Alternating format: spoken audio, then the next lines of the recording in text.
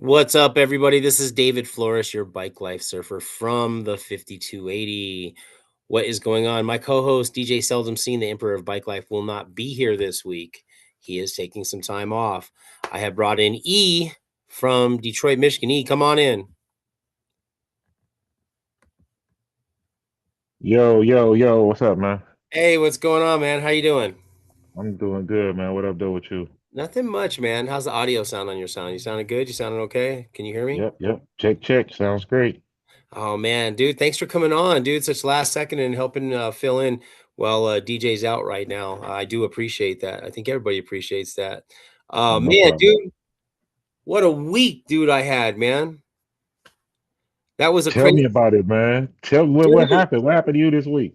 Oh man, this 3 days I got to spend time with one of the world's greatest bike life individuals, and that is Marissa Mays. And I had such a great time with her. So literally, like, I flew out, landed, got to the hotel, had a ridiculous time getting into the hotel. TSA messed my bike box all up, dude. Instead of taking the time, I don't know if they need coloring books, like instructions and pop up Oh, stuff. They man. they literally, instead of putting the lid back on it and tightening it the correct way with the latches, dude, they put just tape on there, and the box was like everywhere. And my chain was like hanging out and stuff like that. I Oh, was I was shit. pissed for what I paid for them to do that. That was not cool. But moving along from that, I get to Yeah. my lift and everything like that. Dude loads me up, gets me to the hotel right away. Had to wait about 30 minutes, but when I got there, grab my basically Marissa's like, I'm like 10 minutes away. So Marissa gets there and we load up and we headed to LA. And when we got to LA, dude, that was fun. That was a blast. So I want to say roughly 1,500 riders. We'll say roughly. Wow. Pretty damn close to those numbers.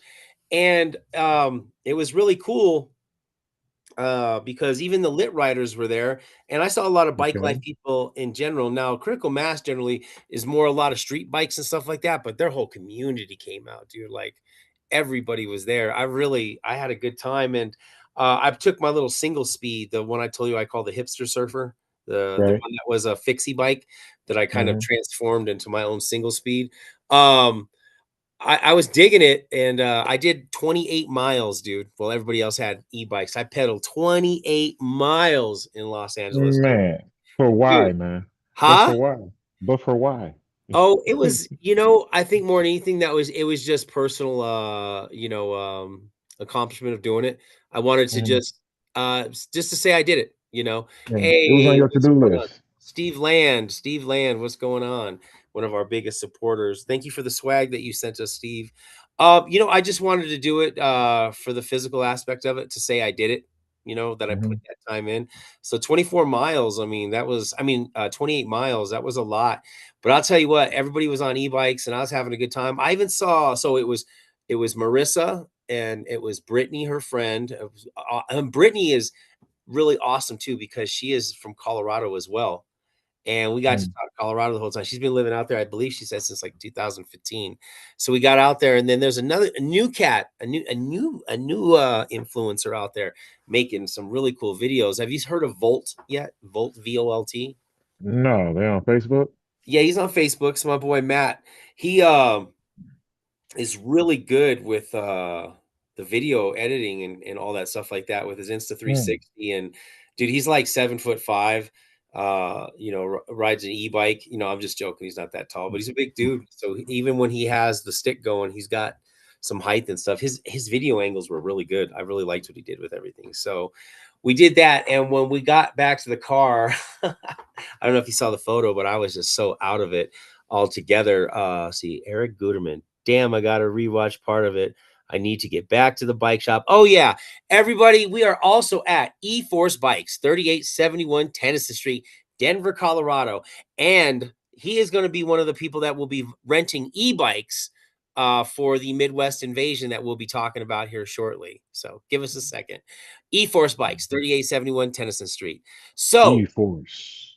so, we get back to the car, I break down my bike, but dude, on the way up there, man, so I wanted to try to multitask. So I started putting my bicycle together in the car. I'm like pumping up the tires and everything like that. So I get both tires pumped, and Marissa's like, "Hey man, don't you think you might have pumped it a little too high?" Because she even heard me like, "Ugh."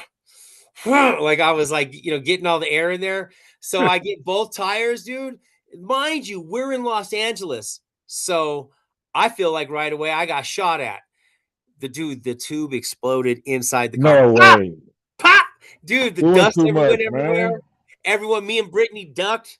Me and Brittany ducked, right? Like, so, like really quick. But then there's Marissa, dude. Seriously, no bullshit. Still rolling, still rolling. We're all hit the deck like we thought something happened. She's like, I knew that was gonna happen. I knew you were Hmm. gonna blow that tire. She So told I you. was like, now I'm starting to mind screw myself before we get to critical mass because I was like, oh man, now I got to change a tire, and now I got to put this whole frame together. And dude, the minute we got out the car, dude, Marissa and Brittany grabbed that tire, put it together, put the teamwork together. We got my bike up and going within probably, I don't know, 15 minutes with a few Hmm. adjustments. You know how it goes when it's broken. I mean, it was down to a frame. I had to put the pedals on, everything. So that is how the whole night started. That was hilarious with the tire blowing Man, up. 15 minutes. That's some NASCAR shit. Well, we were trying, man. We was trying, and then she just had to we had to get her e-bike down off the truck. Man, dude, the way she rolled out the red carpet for a guest in her state, and that's her town. She did that was awesome. And then, dude, the San Diego Electric Light Parade, that was fun, dude. That was super fun. What was the highlight of it? Tell me about it. I just liked how the stops came about. The route was good, like everything. It was just very well a disciplined ride. Like you could tell riders have done her rides in the past and stuff like that. So she makes it really fun. I had a great time and the music was good, and it was a onesie theme. Dude, I was pedaling with a onesie on. Oh God. So I looked fresh, bro. I was wearing a Coors Light from head to toe. I was wearing a Coors Light onesie. Even do you know how the airport will get you for swag on the way out? They had like a Yeah. Coors Light. They had a Coors Light stand with like the matching T-shirt. So I was like wearing white, the light blue, like the ice blue, and down to the kicks. I was looking fresh. But about 10 minutes into pedaling, boy, I got hot in that onesie real quick. I bet. I bet. You probably needed some baby powder. Yeah. What's the funniest thing, dude, is I'm on my bike and I ride an e-bike too. Everybody knows that I ride an e-bike too, but I had an e-biker tell me that they were getting tired of the night. Hmm. Funniest shit ever. Here I am pedaling. Hmm. And somebody on e-bikes telling me they're tired. The wrist was tired. I get like that too, man. You get tired of just sitting there, man, and just holding the handlebar. Yeah, she did Hmm. 16 miles, and the schoolyard was there. I got to see So, Don Thomas Flores was there. One of the original, so, I believe it was the founder of the Chapaderos. Please don't quote me on that if I'm wrong. But it was good. I enjoyed it a hmm. lot. I mean, it was fun. And then Sweet, man. Sunday, I mean, there was a little ride, dude. They weren't really focused on a ride. It was a barbecue. We did a lap around the city, which was cool with me, man, because at that point I was already at like 48 miles. Like, you know what I'm saying? For Hmm. the weekend.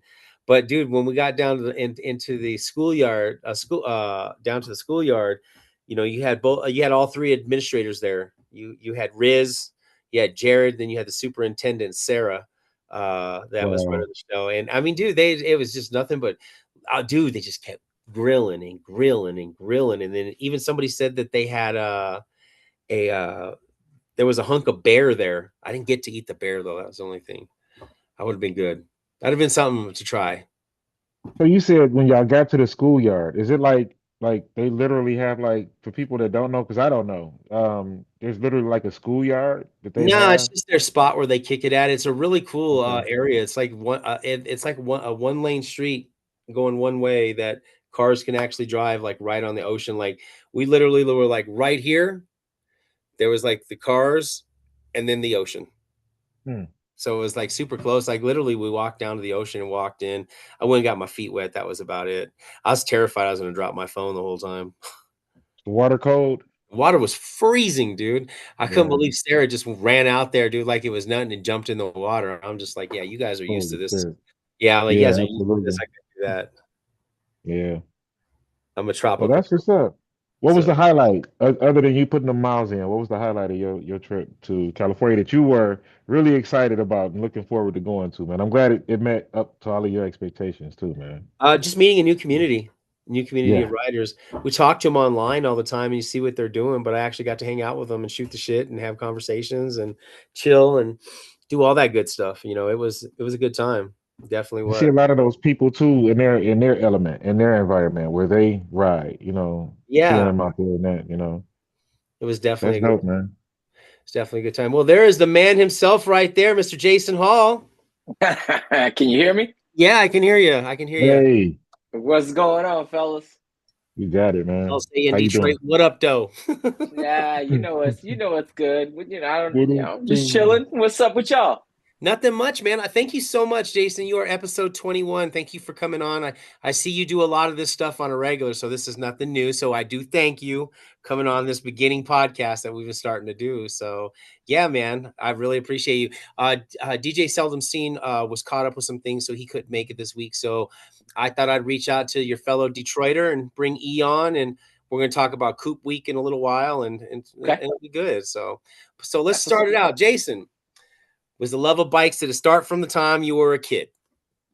Man, I tell you what, of course, everybody started riding bikes. Yeah, I'm not. I'm 51 years old, so I'm the perfect age for like really all the trends that were like of that era to hit me. So like freestyle, BMX, who wasn't intrigued by that so yeah, I started out doing that. And then actually, I took a break from that and actually skateboarded for a long, long time until I got, older, and then my joints and stuff started to, and throwing yourself into the ground became less, advantageous. So I picked the bike back up later in life, and then just took off from there. But so I've always had a love for skateboarding and BMX, freestyle, and everything like that, and mountain biking. Yeah. Nice. You rode. We talked once in Detroit. You even rode Fixie for a hot second there too, didn't you?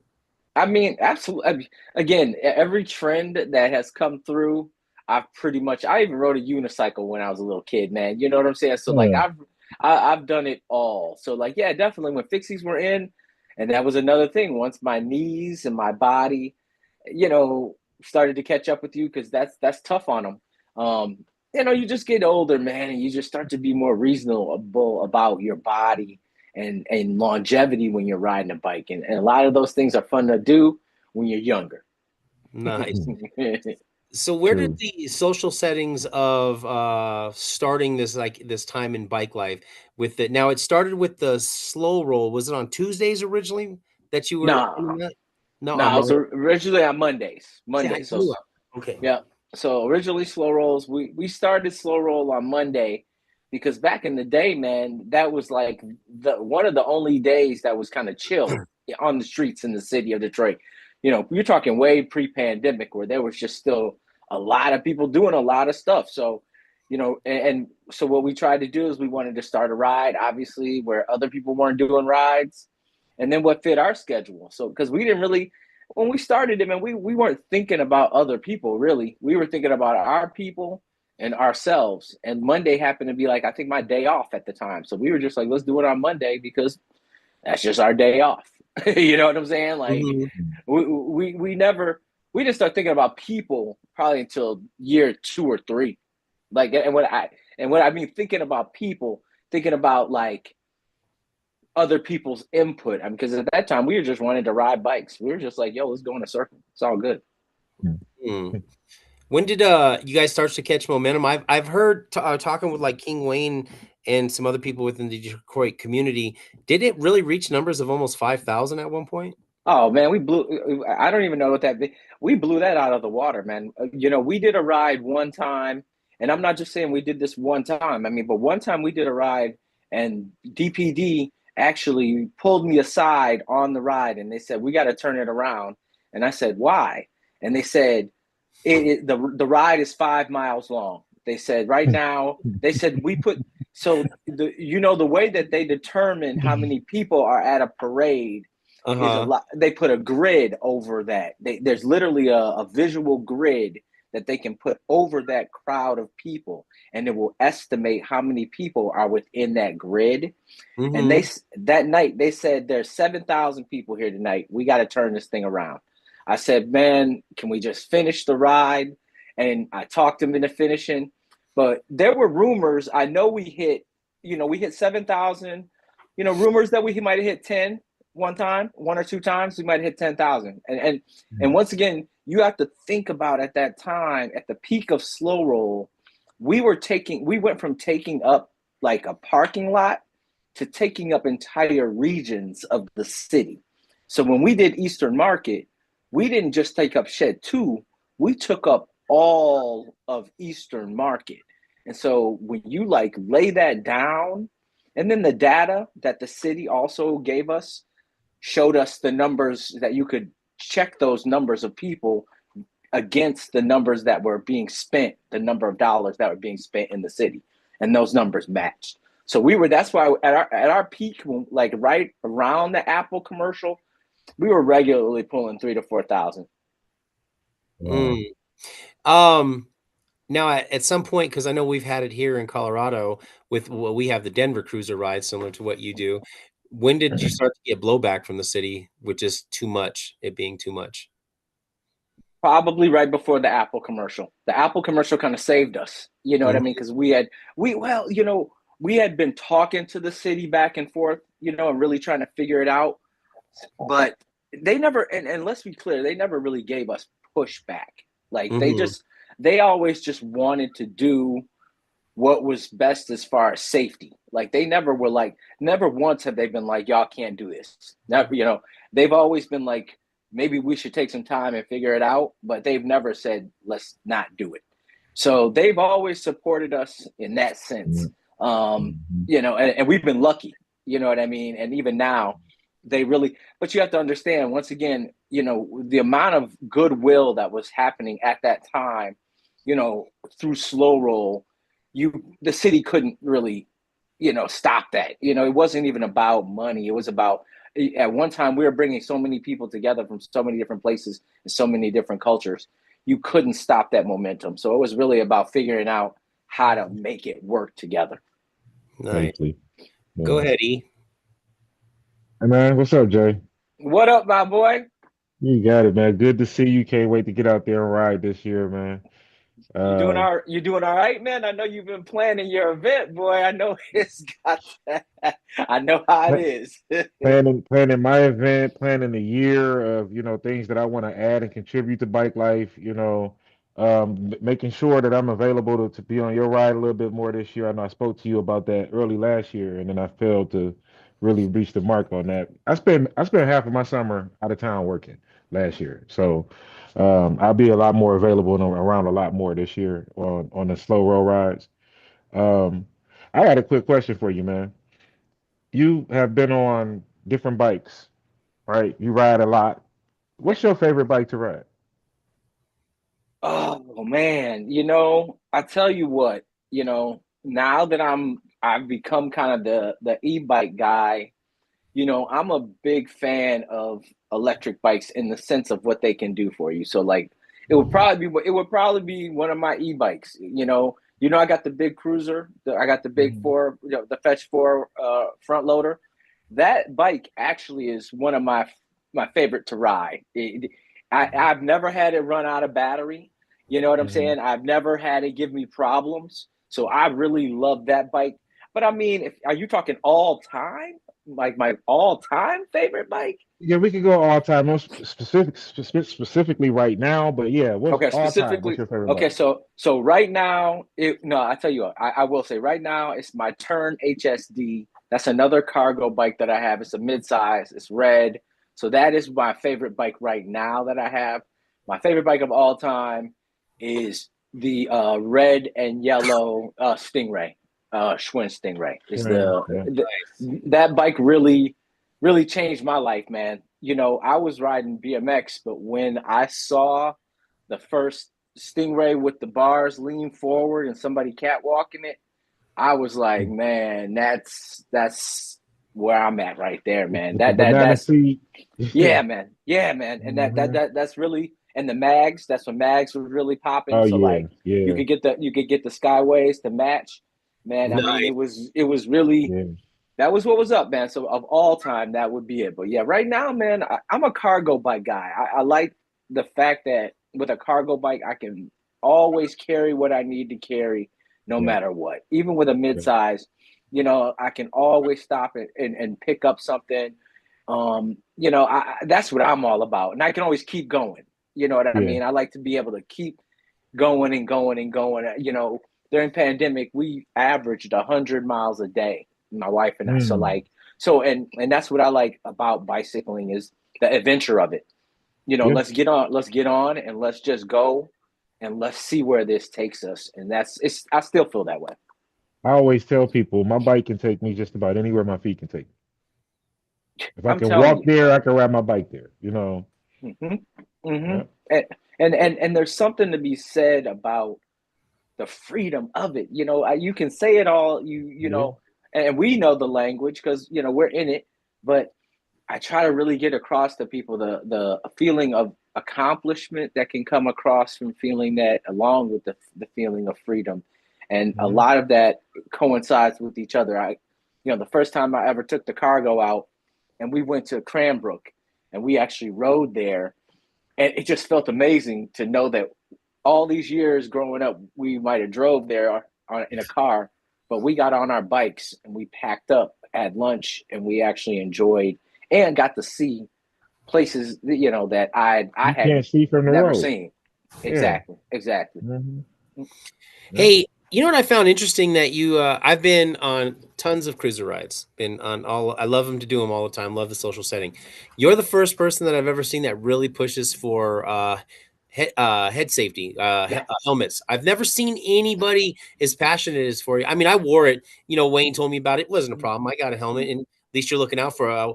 Did you How am I trying to say this? Did you experience a serious injury with the rider that made you go in that direction for that?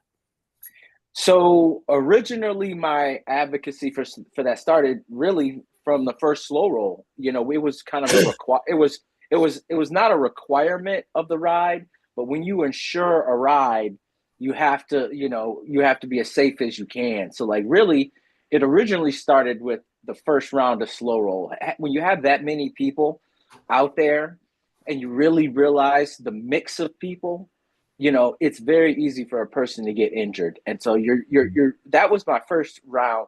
But I've lost a friend, I grew up with in grade school named George Lathrop. He passed away from a closed head injury. He was on the way to the store. He wasn't racing. He wasn't doing anything crazy. Fell down, hit his head, passed away. I have Mm. another friend, man. I was in Chicago, and this one really hit me. We were in Chicago. She didn't pass, but we were in Chicago just casually riding on the lakefront, and she hit some sand, and she hit her head, and her helmet had a brim, and it cracked the helmet like 2 inches. And when we took her to the doctor straight up said if she hadn't had that helmet on, she'd have died. And so Um, I'm just not that guy who's, willing to go out like that, man. I get the no helmet and helmet, like that's why I push it for my ride. I tell, and one of the main things I tell people on my ride is I say, look, I care about you on my ride. What you do on yours, it's not that I don't care about you, but that's your life. But I have to do what I feel is best for you while we're out here. mhm. And I'm telling you, last year, let's keep it real. Last year, man, we had a good close friend of mine, go down. And again, we were probably going 2 to 3 miles an hour when this happened. And people are like, man, Norm's, this guy, they were like, this guy went down. And I go back and I see him, and he went down, and somebody rolled over his head. Oh my god. Ooh. Oh my god. Okay. So he had a helmet on. So again, to see, first of all, what happened even with the helmet on, like I hadn't really seen, and he was fine, but like, faces bleed, man. And all of a sudden you see this, and then the ambulance is like, yeah, he's got a crack in his helmet. I mean, to have your head ridden over, like that, Mm. like people wrap your mind around that. You know what I'm saying? Like, Yeah. and that's what I tell people. I'm like, is that worth like it's not you. Everybody's strong, responsible for themselves. When they're responsible for themselves, they're always the strongest rider. They're like, I would never, but it's never you that bumps into somebody. It's somebody else that bumps into you, you Mhm. know?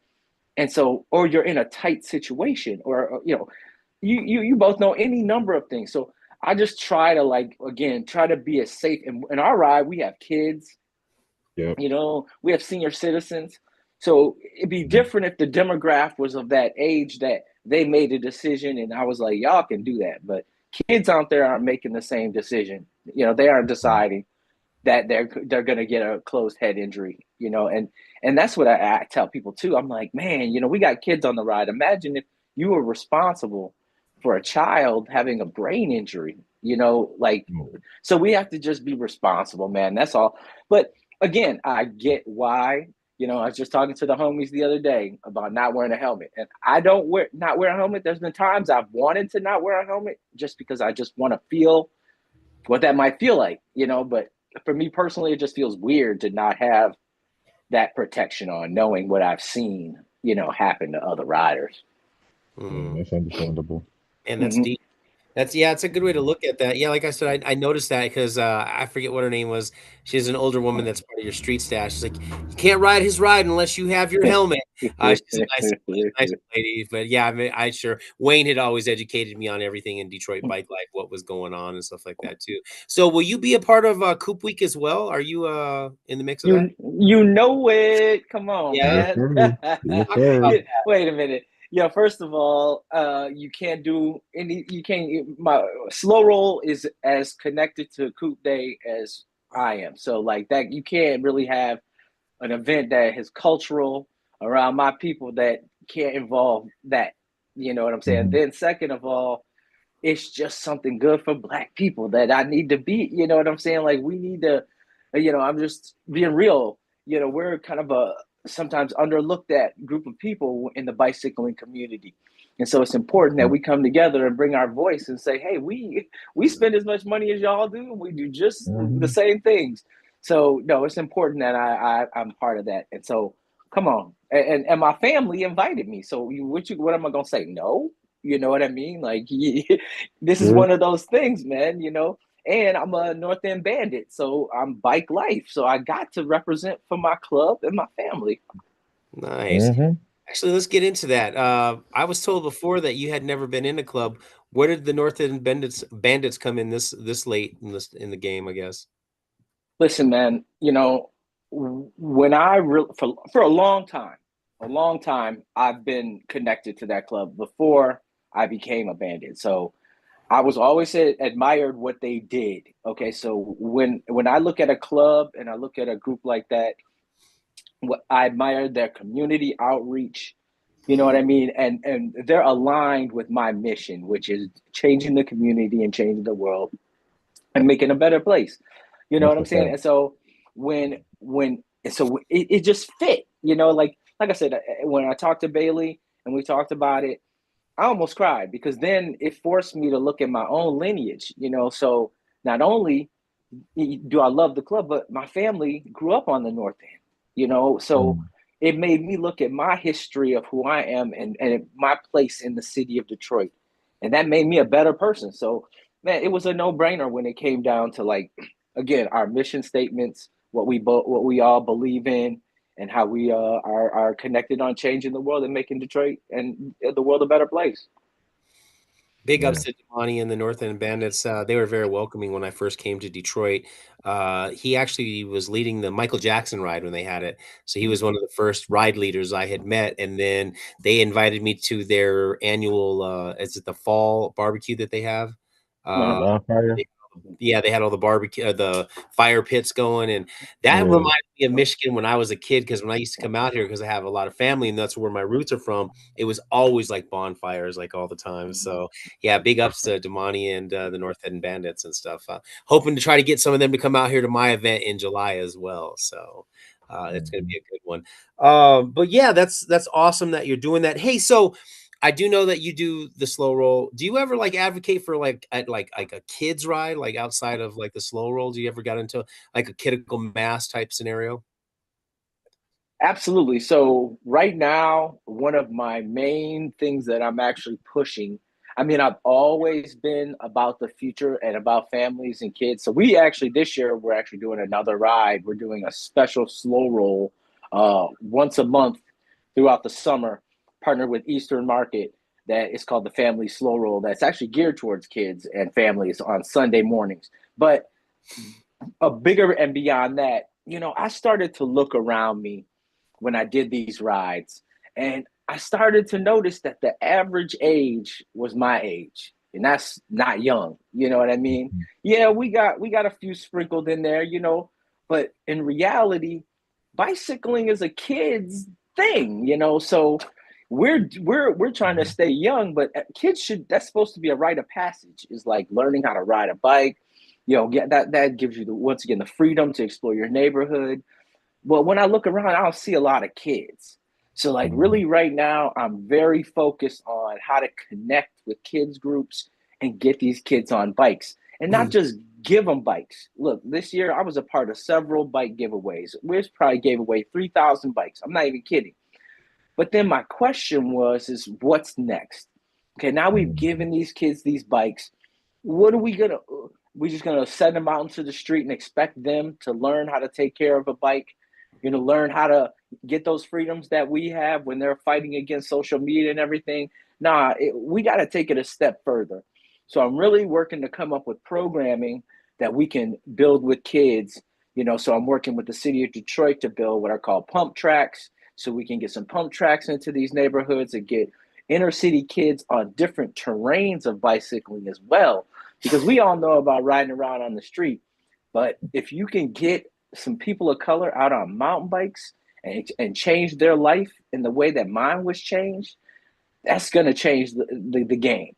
And so once again, it's all about investing in the future. So I'm really pushing forward right now, trying to work with police athletic league, with boys and girls clubs, and identifying young adults that are interested in learning not only about riding a bicycle, but all aspects of bicycling, which is bicycle maintenance, engineering, everything that can come off of bicycling. A lot of times people think it's just the person on the bike, but there's the person who built it.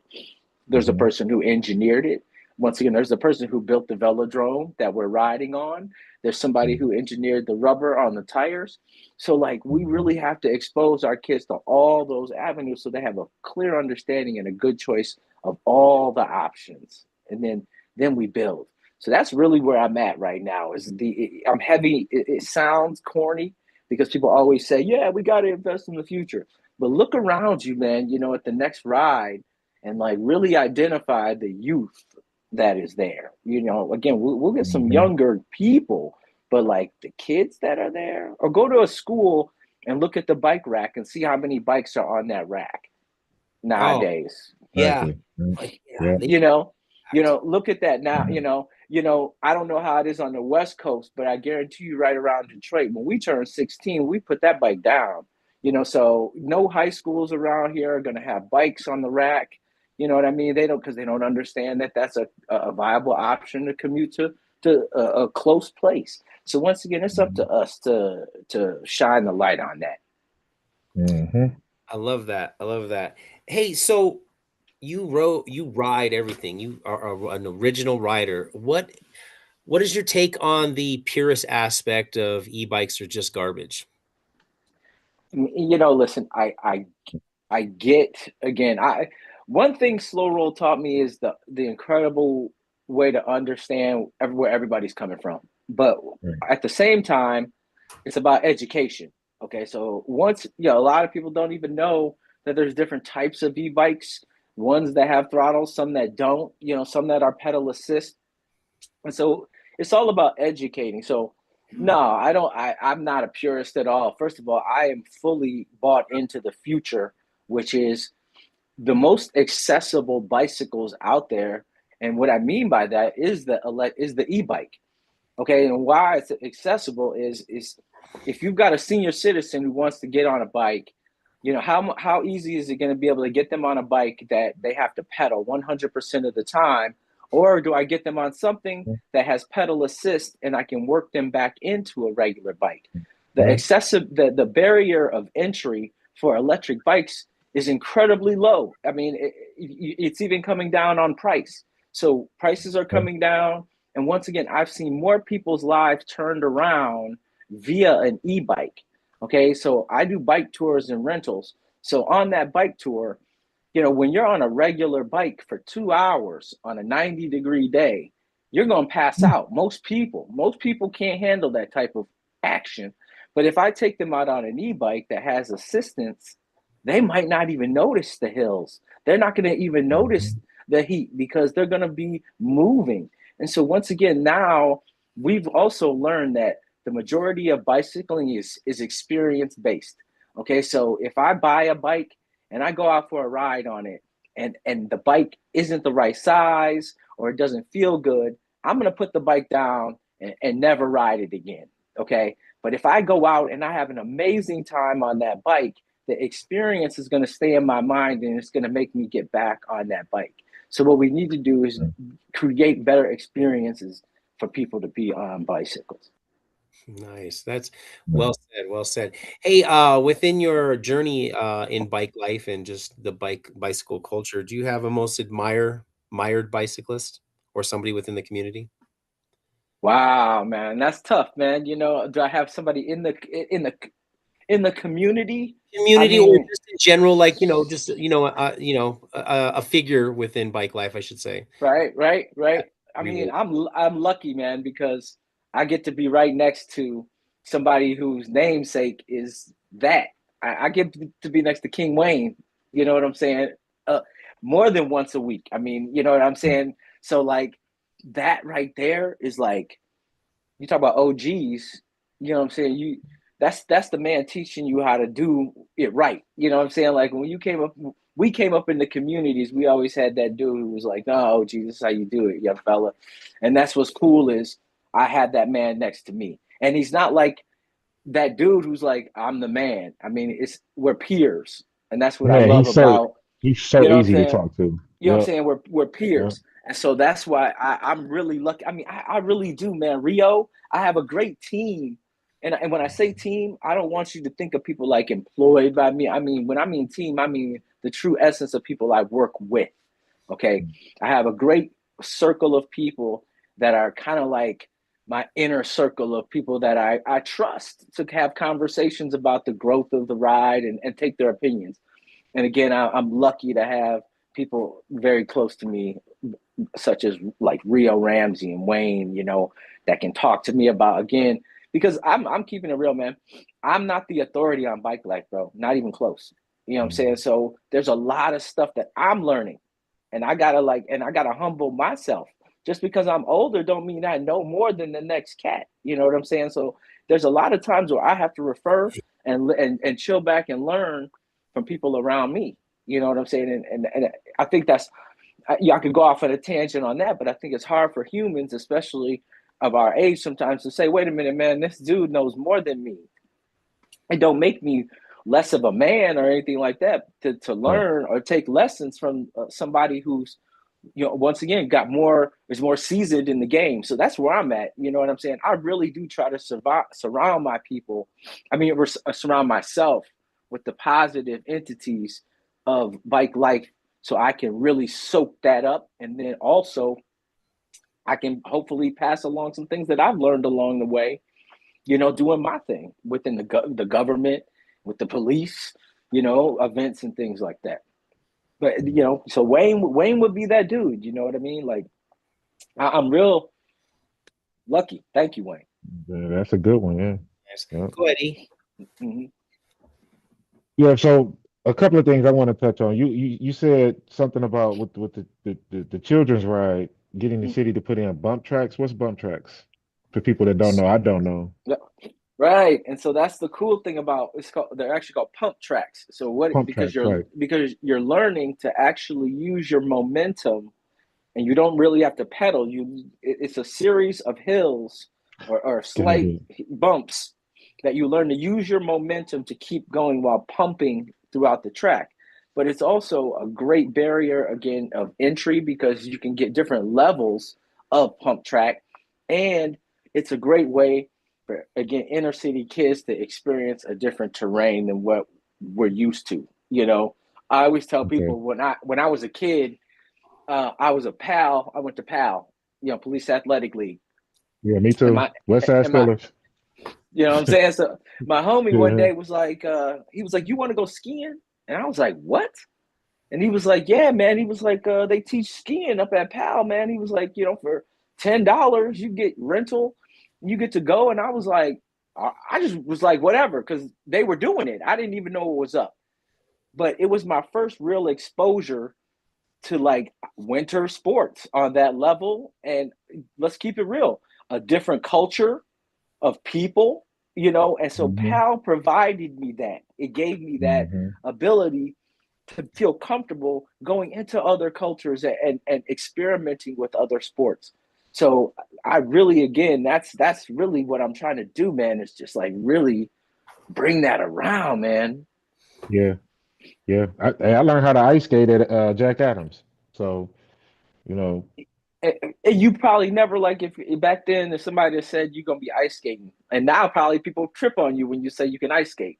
yeah, yeah. Like, no, get out of here, man. You can't ice skate. And I put on the skates and I be telling them, like, make sure they tightened all the way up, man. Pull them tight, and you good. But yeah, yeah, Yeah, man. yeah. And like I said, you know what I'm saying? That's just one more arrow that's in your quiver. You know what I'm saying? So Hmm. like now that's one more place you can go that maybe some people can't. They'd be like, let's go ice skating. You'd be like, all right. Other Yeah. people like, I never did it. You know what I'm saying? So that's what I really, I'm trying to really expose, you know, kids in the neighborhood to as much bicycle infrastructure as possible. You know what I'm saying? Again, I want them to know that there's mountains, you know. I want Mm-hmm. them to touch dirt on a bike. I want them to, you know, go to Coop Week. I want them to see it all, because that's when you make the most educated decision that you can, is when you've been exposed to as much information as you can. So, Yeah. like I said, a lot of kids today, they say, I don't want to ride a bike because it's nerdy. I got a car. I don't need to. Well, they don't understand it's not about needing to. You Right. could just want to. So we got to Right. teach kids that first. It's not, you can want to. Then teach them that there's again a future in it if you want to. You know, like Hmm.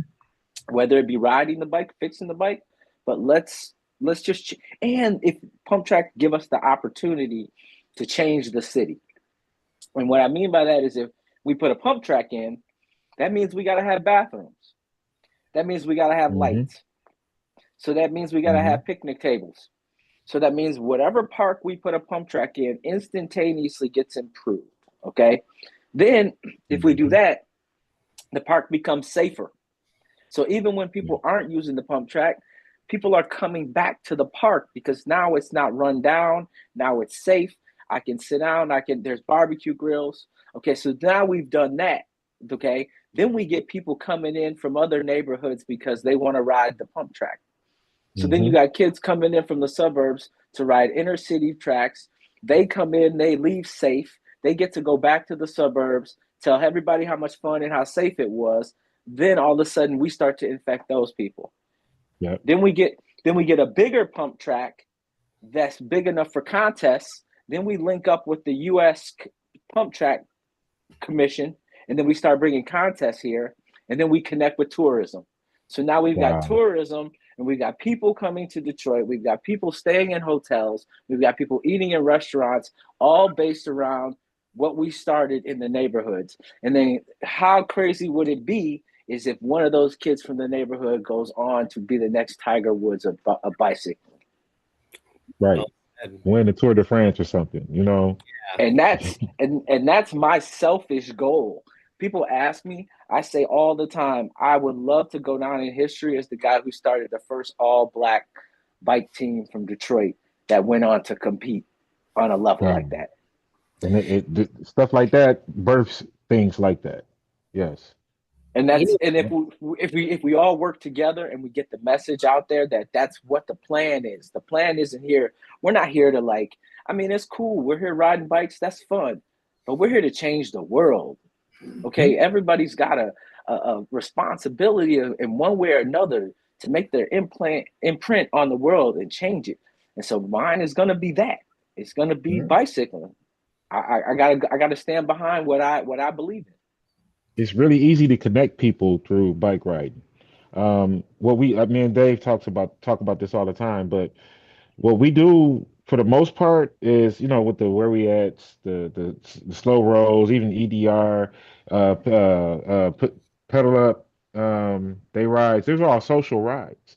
We might get some miles in, but we're really camaradeing with each other. We're working through our issues from the day in the evening as adults. And I think that's why it hits with a lot of people around our age because it's like an escape. But Hmm. for the most part, it's a social experiment that we have going on, and it's an experience that we have going on. And it's contagious. When people come in and they see it, they I haven't seen anybody that said, I'm not doing this again. I've seen people that they had their legs rolled off of them, 19 Hmm. miles their first time out, and I'm on my e-bike riding next to them, like, you got this? Come on, I'll push you. Come on, I got you. Come on. We ain't gonna leave you. But they Hmm. they come back. So what we're doing is something it's easy to bring people in, but they have to come in first to see it. You know. I tell people all the time, like it's one thing to see us riding around and they think that's cool. Cool. It's a bunch of us riding around. It's a whole other thing to be in it, Hmm. to be in that And mix. and Hmm. it's a community, man, in the Yeah. truest sense of the word, man. Like people don't get, just come, from the outside. Sometimes people look at it, they're like, oh, I don't know if I want to go. That might not be my vibe. But we are a community that, in the essence of what we are, we all just want good. You know what I'm saying? Hmm. Nobody wants to leave anybody behind. You know what I'm saying?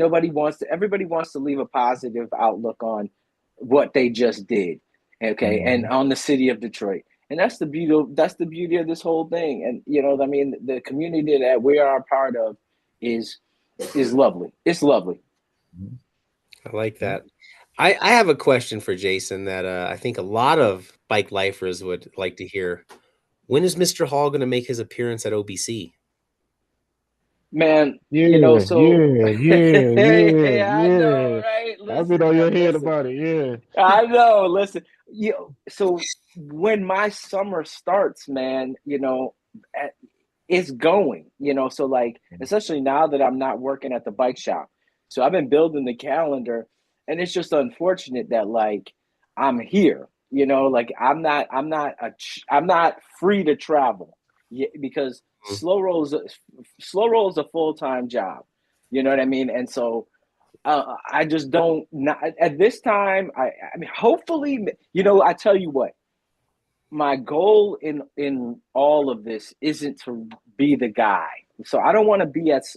This sounds crazy, but like I don't want to. I do want to travel. I want to be traveling sometimes, spreading the word of slow roll, and I want to be able to leave and have not be here on a Thursday. You know what I'm saying? So when I get to a place where I can leave for like a couple of days, but like right now I can't even leave Detroit for like a day. I got a thing up in Lansing this week, and I was probably gonna go for the night.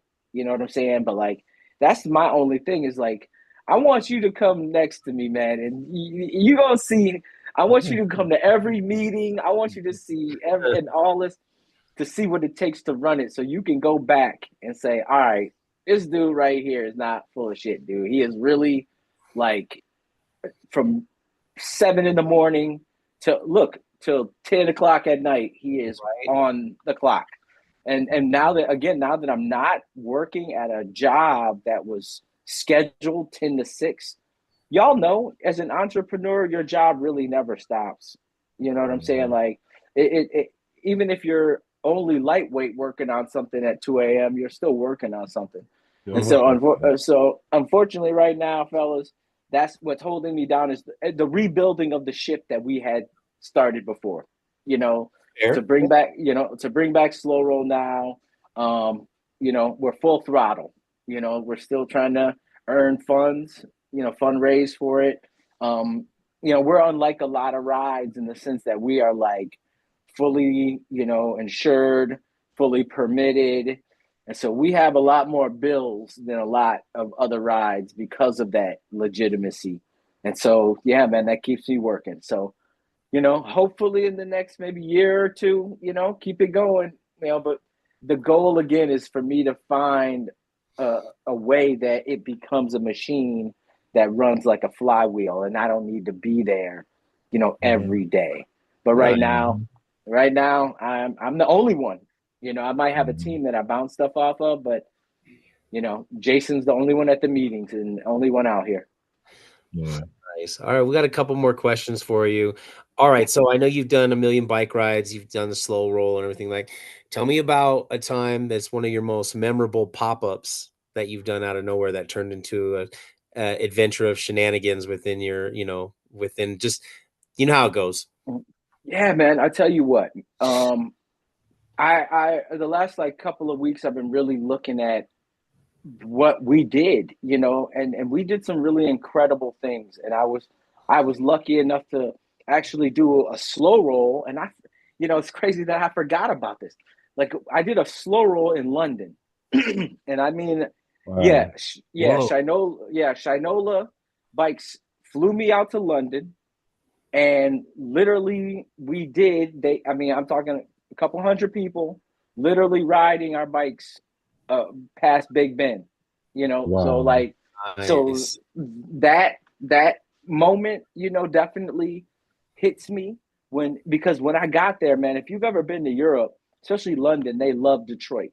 Like techno, hip hop, they love Detroit. So when I got there, they were talking about me like I was Carl Craig. You know, they were like, "You're like," Mm. and so to get there and have Legend. people know who I was and know Detroit, that was pretty wild.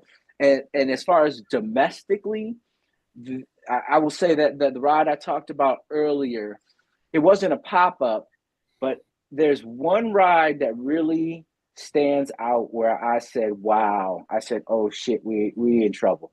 And it was that ride where they said we had 10,000 people. I think it was closer to 7. We did it over. It was you know, when lightning strikes on a perfect day, that's when you get a lot of people. And we did it in partnership with what's called the Big Heads. So the parade company, they have big heads of all these like stars and celebrities in Detroit that they wear during the parade. And they actually wore them out on the ride, and they got on pedicabs. And to see that many people, like just in every street, in every alley, that was when I was like, yes. That was when I even more so than the Apple stuff, like that moment, I was like, we did it. Like Detroit boys did good. You know what I mean? Like Mm. we the goal, the product that we put together is good. And that, like I said, that moment I was like, okay, I can take on. I was like, I could take on the world. After that, Yeah. I was like, I'm ready to go. So that Mhm. one, but yeah, man. I mean, I have been lucky enough to, you know, I did a slow roll in Mexico, and you know what's Mm. crazy about that shit? So you know, we're doing a podcast, so you know, I'll tell you a story. It's crazy, man. I got down there, and they were like, "Look, man, it was in Monterey." And they were like, if you've ever been again to Monterey, one part of the freeway is like government officials, you know, mansions. The other side of the freeway is literally like cartels and slums and shit, right? So they're like, don't get out the car, don't leave the hotel, you know, like they're essentially you're an asset of Apple. And I was like, bet. So I went and found me a crew and went for a bike ride in Mexico that night. And I'm telling you, man, that was pretty wild. It wasn't a slow roll, but to be in Mexico, you know, riding your bike with a bunch of people, again, being free, was amazing, you know, Mm. and they know about Detroit. And I'm telling you this, to go to other places and have them say, we want to be like Detroit is crazy. Because we Mm. grew up, you know how we grew up, you know, nobody Mhm. wanted to be like Detroit. It was the murder capital. Not everywhere I go, the first thing they say is, how can we be more like Detroit? Mm. I'm yeah, That'd be real shit. praised. I will say That'd be one praised. When I came to Detroit Bike Life, it was very welcoming. They knew I had roots there because everybody knew I was born in Pontiac, but I grew up in Michigan. But I mean, the Rios, the King Waynes, the First Class Phil, the Wheelie Bens. I mean, and I rode with everybody, and I'm a dude. I have 4 e-bikes and I have pedal bikes. My thing with the pedal bikes lately is I'm like going on. If it's a critical mass, I want to pedal it because I went to LA and I did 28 miles standing on my head. So it is the freedom, you know what I'm saying? And the adventure that you did it. Like next time, I go to Southern California, I'll be on an e-bike. I just wanted to say that first time I went there, I pedaled that whole thing. You know what I'm saying? It's just the freedom of it. It depends. Yeah. I mean, if somebody asked me to go out on a bike ride and nobody's got an e-bike, I'm thinking I'm not gonna bring my e-bike. You know what I mean? But if it's pretty much any other ride, or but if it's like a mountain bike, well, I got an electric mountain bike, so. But if it's but I'm telling you, I'm that age, man. But yeah, I do own pedal bikes, but I got to convince myself that day that I'm used to being able to go, and I'm just on the bikes that I have, they aren't go bikes. They're work bikes. And sometimes it reminds you that on Martin Luther King's birthday when we rode, man, I don't know why I rode a regular bike that day. It was 40 mile an hour winds, and it was like 2 degrees outside, and I had A the little bit bright of slush on the idea. ground. Man, I was like, I'll just take a regular bike. Oh Whatever, no. man. That was not smart at all. Second to last question. So I know Yeah, you do man. advocate for kids to be on bikes, and that's a great thing, and you see a movement with it. But with the times changing, do you see that all kids are going to eventually just learn how to ride electric, and analog will eventually just go away? No. I think on a competitive level, like there'll always be a need for regular bikes. I think on a recreational level, it'll be a lot harder to get kids on a standard bike, because they're not going to be around. You know what I mean? Like everybody's the way that we used to ride bikes a lot of times when we didn't have one is you grabbed your moms or your dads or your cousins or your brothers. You know what I'm saying? Well, now you're gonna go to grab it. It's gonna be electric.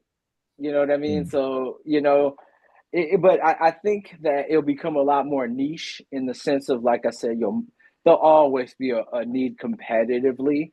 But nah, man, I think the new world is changing fast. And what people need to remember is the right type of e-bike is both kinds of bike.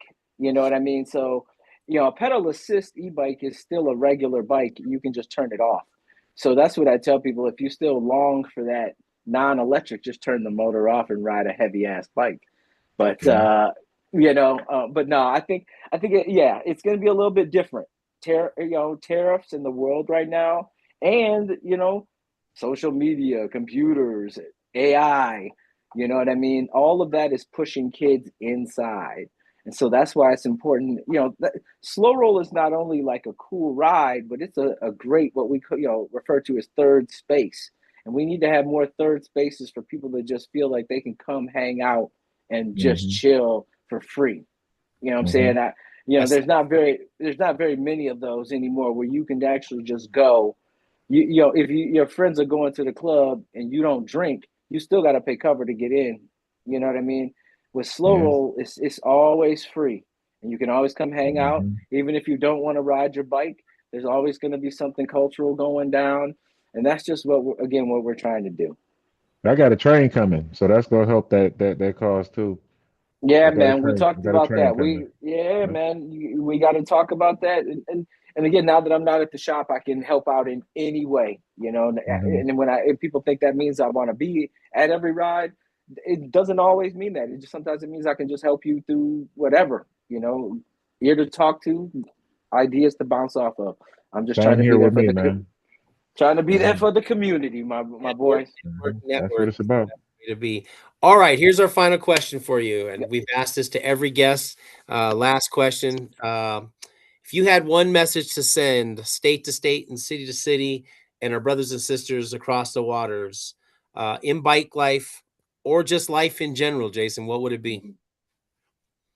put it all down, man. Whatever you're carrying that's making you, making this world the way it is, man, put it down and just, again, man, let's get back to the way we were before it was us against them, and trying to figure out, because there was a time, even though we were still wrapped up in politics and we still did all this, there was a time we loved each other, man, and we you know what I mean, even in our dislike for each other, we loved each other.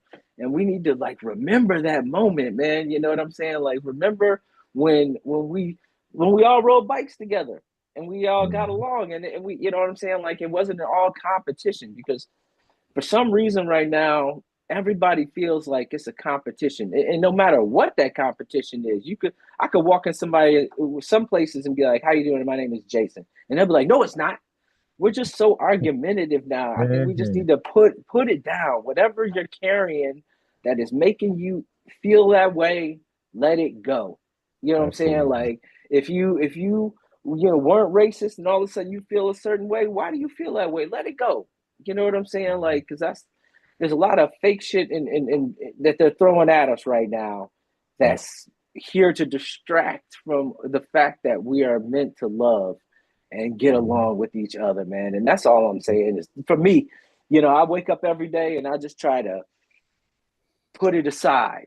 Whatever it was the day before, just put it aside, man. Start the day new and have a fresh outlook on everybody, man, and not carry old stuff from one person onto the next. Like I said, just put it all down, man, and move on with our lives. Nice. Wait, hold on. Hold on. What is that? Wait, we have one more question for you. The host is Eric Guterman from E-Force Bikes at 3871 Tennyson Street in Denver, Colorado. He actually has a question for you. Eric, come on over. Come on, man. Come on. Let me hear. He has a question for you. And what's up? Important. I mean, I loved your conversation tonight. So very good. I've watched a lot of these podcasts, but I've referenced several times the Apple commercial thing, but I missed what that was. If you already went over it, what was that? What is that? My bad. I assume it's my bad. I assume that everybody knows, but in 2015, I was lucky enough. Well, I say but really Slow Roll as a movement was lucky enough to be featured in an Apple iPad commercial.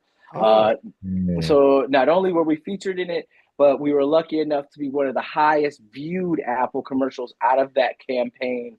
And I was lucky enough to go on tour with Apple due to that, and see some stores and ride my bike all over the world. But what it was is my opportunity to shine a light on the beautiful thing that is Slow Roll and Detroit. And again, so yeah, you can actually YouTube that, Google it. If you type in Jason Hall Apple, there's two different versions. There's a 30-second commercial and there's like a 1 minute piece. And what's cool is I can still use it to this day because the vibe that they're talking about is still true. That's in that video is community coming together. So yeah, we were, lucky enough to do an Apple commercial. So it aired in 41 countries. And if you ever want to have your whole life changed, be at the bar when it comes on. So Apple told me, they said it's going to air around this time on this day. So I was literally sitting at the bar hanging out with some friends of mine, and all of a sudden the music came on. I wasn't looking up, but I knew the music from it because I'd seen it. And I was like, what the? And I look up and everybody at the bar is looking at me. And looking at the commercial, looking up and looking down. And I'm like, I just lost it. So that was how I saw. And I want to say it was either during the Grammys or Super Bowl. Nice. Whoa. Not just a commercial, but an Apple commercial. Not just an Apple commercial, but in a prime like Super Bowl or Grammys advertising slot and international. Damn, congrats, bro. Yeah. Thank you. Our website crashed overnight. Literally, we woke up, the website was crashed, and we were contacted by over 130 different cities from all over the world, including Beijing, Paris, France, and that was just in a night. Nice. Well, there you have it, Mr. Jason Hall from Detroit, Michigan. Thank Yes, you so much sir. for coming on. And my special guest co-host, I appreciate you Hey, coming on. man. I am the Bike Life Surfer from the 5280.